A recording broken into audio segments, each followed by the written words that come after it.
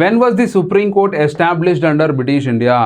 So British వారి ప్రభుత్వంలో British కాలంలో సుప్రీంకోర్టుని ఎప్పుడు అపాయింట్ చేశారు అని చెప్పేసి అడుగుతున్నారనమాట.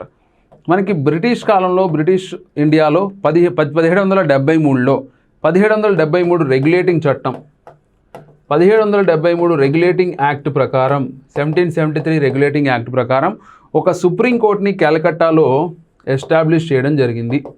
ఈ సుప్రీంకోర్టులో ఒక చీఫ్ జస్టిస్ మరియు 3 జడ్జిలు ఉన్నారు.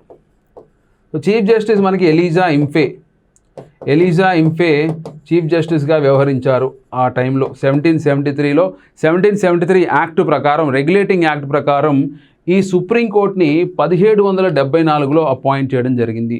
రెగ్యులేటింగ్ యాక్ట్ 1773లో రావడం జరిగింది. 1774 నుంచి ఆ సుప్రీంకోర్టు ఫంక్షన్ చేయడం జరిగింది. మనకేమడిగారు? సుప్రీంకోర్టు ఎస్టాబ్లిష్డ్ అన్నారు. 1774లో ఎస్టాబ్లిష్ అయింది. 1773లో దానికి తాలూకు డెసిషన్ తీసుకోవడం జరిగింది. ఆప్షన్ 2 మనకి రైట్ ఆన్సర్. మనం కన్ఫ్యూజ్ అవ్వకూడదు. ఇక్కడ 1773 పెట్టేస్తారు అందరూ, కానీ ఇక్కడ 1774లో ఎస్టాబ్లిష్ అయింది. 1773లో లా పాస్ అయింది, 1774లో ఎస్టాబ్లిష్ అయింది. కాబట్టి ఆప్షన్ 2 రైట్ ఆన్సర్.